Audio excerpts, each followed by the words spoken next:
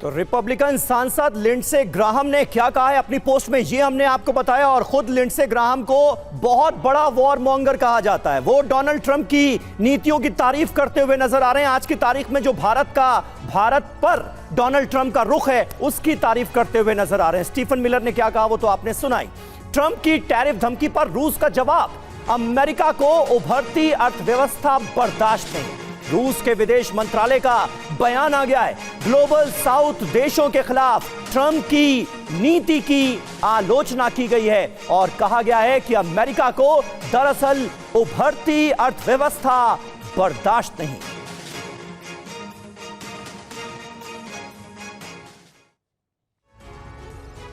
बिल्कुल, तो किस तरीके से टैरिफ को लेकर यह टकराव सामने आ रहा है, रूस का प्रहार, क्या कहा गया है। यूएस को उभरती बहुध्रुवीय अंतरराष्ट्रीय व्यवस्था स्वीकार नहीं है। टैरिफ वॉर या प्रतिबंध इतिहास के स्वाभाविक क्रम रोक नहीं सकते। अपने वर्चस्व के लिए ग्लोबल साउथ देशों के खिलाफ यूएस की नीति सामने आ रही है। यूएस फैसलों को न मानने वालों पर दबाव के लिए टैरिफ का इस्तेमाल कर रहा है। ये मारिया जाखारोवा जो कि विदेश मंत्रालय की प्रवक्ता, उनकी तरफ से कहा गया है ट्रंप की जो टैरिफ नीति है उसको लेकर। ग्लोबल साउथ का मतलब क्या हुआ? अफ्रीका, एशिया और लैटिन अमेरिका इसमें शामिल है। विकासशील और गरीब देशों के रूप में जाने जाते हैं कई सारे देश, और इन सारे देशों के हितों की भी इसमें बात है। शिवाज सर, कुल मिलाकर अगर देखा जाए, इस पूरे मामले में अगर देखा जाए, तो क्या ट्रंप पूरी दुनिया को एक ऑप्शन चुनने के लिए विवश कर रहे हैं, पुश कर रहे हैं पूरी दुनिया को, जिसमें पुराने दोस्त और पुराने दुश्मन भी शामिल हैं, कि वो एक साथ आ जाएं अपने हितों को लेकर?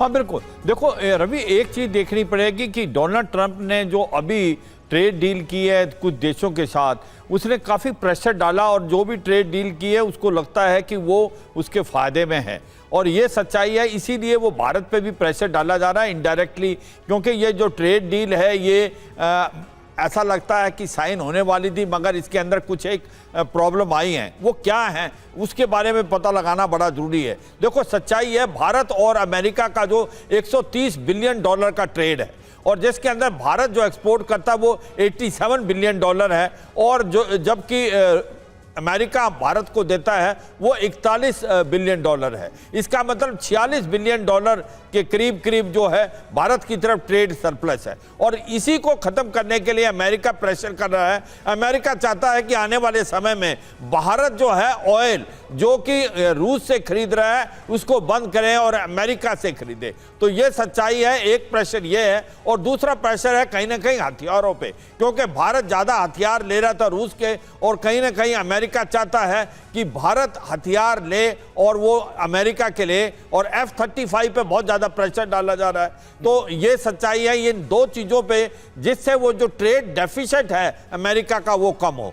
दूसरी इंपॉर्टेंट चीज़ क्या है कि वो ट्रेड डील क्यों नहीं साइन हो रही? तीन बड़ी इंपॉर्टेंट चीज़ें हैं इसके अंदर। एक तो सच्चाई है कि आपके अंदर एग्रीकल्चर प्रोडक्ट्स हैं, डेयरी प्रोडक्ट्स हैं, और MSME है। एग्रीकल्चर प्रोडक्ट्स में अगर हम साइन कर लेते हैं तो प्रॉब्लम क्या है कि जो अमेरिका और के जो एग्रीकल्चर गुड्स हैं वो जो हैं कॉम्पिटिटिव हैं। भारत के अंदर जो फार्मर्स हैं छोटे हैं वो compete नहीं कर पाएंगे। इसी प्रकार डेयरी प्रोडक्ट, इसी प्रकार MSME, तो भारत नहीं चाहता कि उनको खोला जाए, तो इसलिए भारत चाहता है इन तीनों के ऊपर दूसरी ट्रीटमेंट दी जाए। मुझे लगता है अमेरिका और भारत के बीच में ये एक प्रकार के पॉइंट है, मगर सबसे ज़्यादा इंपॉर्टेंट पॉइंट मुझे लगता है ये डबल चेहरा जो अमेरिका का है। जब अमेरिका बोल रहा है भारत ऑयल लेता है रूस से, तो 33% गैस और 40% ऑयल शुरू से ही जो यूरोप लेता रहा है रूस से। जो काटसा की बात हो रही है, जिसको सेकेंडरी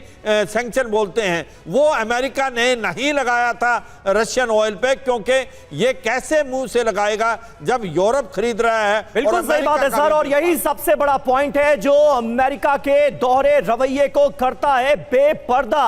यानी यूरोप खरीदे तो ठीक, अमेरिका व्यापार करे तो ठीक, लेकिन दिक्कत भारत से है जो कि दुनिया की सबसे तेजी से उभरती हुई अर्थव्यवस्था है। दर्द दरअसल यही है।